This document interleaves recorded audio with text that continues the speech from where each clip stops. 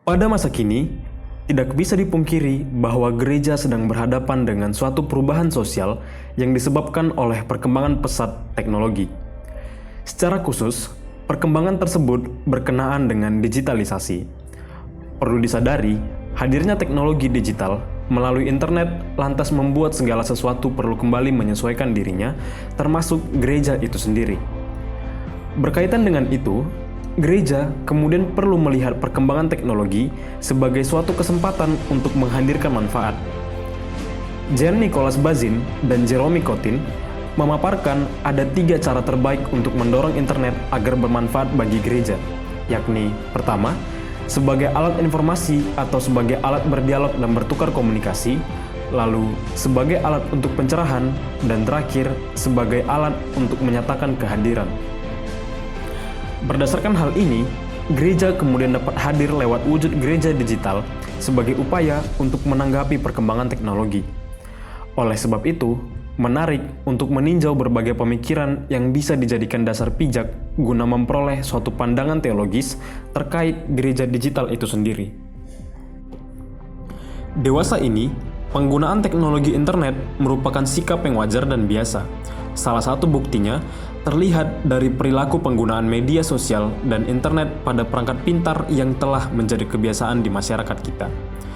Memang tidak bisa dipungkiri, teknologi internet memberikan banyak pengaruh dalam kehidupan masyarakat. Pada sisi agama sendiri, hal ini tentu membuka banyak kesempatan bagi orang Kristen khususnya gereja untuk melaksanakan amanat agung yang telah diberikan oleh Tuhan Yesus Kristus. Maka dari itu, gereja harus pandai dan fleksibel dalam pelaksanaan tugas-tugasnya. Fleksibel dalam artian dapat menyesuaikan diri dengan beragam situasi. Sehubungan dengan itu, gereja juga perlu memerhatikan orang yang memiliki kebutuhan sekalipun ia tidak berada di sekitar lingkungan fisik gereja, serta gereja diharap tidak berpegang secara erat dengan cara-cara lama. Oleh karenanya, salah satu bentuk penyesuaian diri tersebut adalah hadirnya gereja digital.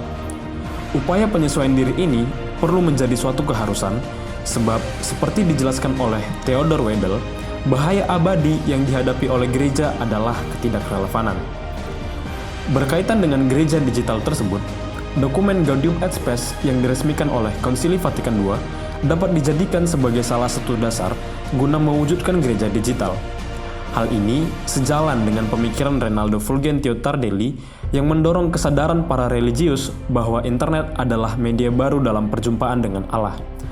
Lalu, seorang tokoh bernama Oleari melihat potensi besar yang dimiliki oleh internet dalam proses transformasi gereja masa kini dan masa depan. Dirinya memprediksi agama akan saling berlomba menggunakan teknologi komunikasi digital untuk mencari pengikut baru dan mengembangkan bentuk pelayanan yang sesuai tuntutan budaya.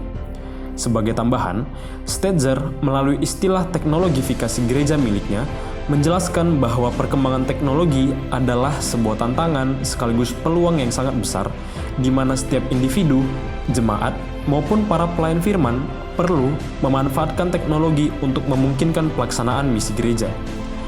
Stetzer menawarkan 3 hal terkait bagaimana gereja dapat memanfaatkan teknologi digital ini dalam memenuhi panggilan eklesiologis misionalnya. Antara lain, pertama, technology enables communication, kedua, technology enables community, dan ketiga, technology enables discipleship. Oleh sebab itu, penggunaan teknologi digital dalam menciptakan gereja digital perlu dilihat sebagai suatu hal yang bukan menghilangkan esensi gereja, sebab sejatinya gereja merupakan persekutuan dan persekutuan dibangun atas dasar iman kepada Yesus Kristus. Berdasarkan berbagai uraian tadi, maka jelas bahwa gereja bersifat mengalir atau perlu menyelaraskan diri sesuai zamannya. Dalam artian, gereja bukan seperangkat aturan, sistem, maupun lembaga yang bersifat kaku, serta tidak dapat diubah.